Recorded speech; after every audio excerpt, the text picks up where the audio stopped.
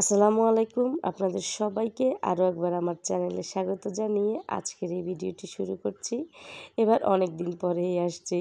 আপনারা সবাই কেমন আছেন? আশা করি যে যেখান থেকে আমার এই ভিডিওটি দেখছেন সবাই আল্লাহর রহমতে ভালো আছেন।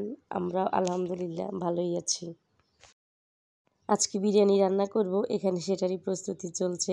আজকে আমার বাসায় মেহমান আসবে, আমার ভাই, ভাইয়ের বউ, ওর ছেলেমেয়েরা। তো আজকে ওদেরকে নিয়ে একটা ছোটোখাটো ইফতার পার্টি করেছি। তো এখানে আমি বিরিয়ানি রান্না করেছি আমাদের সবার আদরের, আমার কলিজার টুকরা, আমার ভাইয়ের মেয়ের জন্য। ও আমাকে আগের দিন বলে দিয়েছে, ফুফু আমি বিরিয়ানি খাবো। তো সে বিরিয়ানি খাবে আর আমি করব না, সেটা তো আর হয় না। তো এই কারণে এখানে আমি ওর জন্যই বিরিয়ানি করেছি। সবাই খেয়েছে কিন্তু নামটা ওরই হয়েছে। তো এখানে হচ্ছে আমি মাংসটা প্রথমে কষিয়ে নিয়েছি, এখন পরিমাণ মতো পানি দিয়ে দেব। পানিটা যখন ফুটে উঠবে এরপরে হচ্ছে আমি আগের থেকে যে চালগুলা ধুয়ে পানি জড়িয়ে রেখেছিলাম ওগুলাই দিয়ে দেব। আর ভাজা পোড়াটাও আরেকটা চুলা দিয়ে করে রেখেছি। ভাই, ভাইয়ের বউ দুজনেই চাকরি করে। ওরা আমার বাসায় আসার মতো ওদের কোনো সময় নেই বা সুযোগও পায় না। তো আমার হাসব্যান্ড অসুস্থ, অনেক অসুস্থ। আপনারা সবাই দোয়া করবেন। তো ওনারা আমার হাসব্যান্ডকে দেখতে আসছেন। তো এক কাজ দু কাজ হয়ে গেছে এই আর কি। এই যে এখানে আমি চালটা দিয়ে দিলাম। চাল দেওয়ার পরে একটু নেড়ে ছেড়ে দিচ্ছি। আর এখন হচ্ছে এখানে আমি মটরশুঁটি দেব।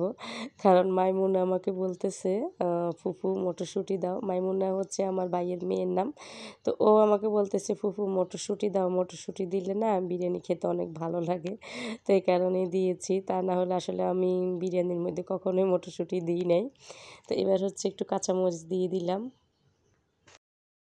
এবার এর মধ্যে কিছু আলুর বোখরা আর কিছু কিশমিশ দিয়ে আবার খুব ভালোভাবে নেড়ে ছেড়ে ঢাকনাটা দিয়ে চুলার আঁচটা একেবারে কমিয়ে দমের মধ্যে রেখে দিয়ে আমি চলে গেছি, কারণ ইফতারির সময় হয়ে গেছে। তো মাঝে মধ্যে আবার দু একবার এসে আমি নেড়ে ছেড়ে দিয়েছি। আর 4-5 ফোঁটা হবে কেওড়ার জল আর 4-5 ফোঁটার মতো গোলাপ জল দিয়ে আবারও একটু নেড়ে ছেড়ে ঢাকনা দিয়ে রেখে দিয়েছিলাম। তো ওগুলার ভিডিও করা হয় নাই। ইফতার করে নামাজ পড়ে এরপরে হচ্ছে আমরা সবাই মিলে বসে অনেক গল্পগুজব করেছি। তো আজকের সন্ধ্যাটা আমার খুবই ভালো কেটেছে। এরপরে হচ্ছে ওরা চলে গেছে। তো প্রথমে ভালো লাগলেও পরে কিন্তু মনটা খুবই খারাপ হয়ে গিয়েছিল ওরা যখন চলে গেছে। তো আসলে কিছুই করার নেই। তো আজকের ভিডিওটা আমার এই পর্যন্তই। কেমন লেগেছে বলবেন। আর আপনারা সবাই ভালো থাকবেন, সুস্থ থাকবেন, আমাদের জন্য দোয়া করবেন। আবারও অন্য কোনো ভিডিওতে আপনাদের সাথে দেখা হবে। আল্লাহ হাফেজ। আসসালামু আলাইকুম।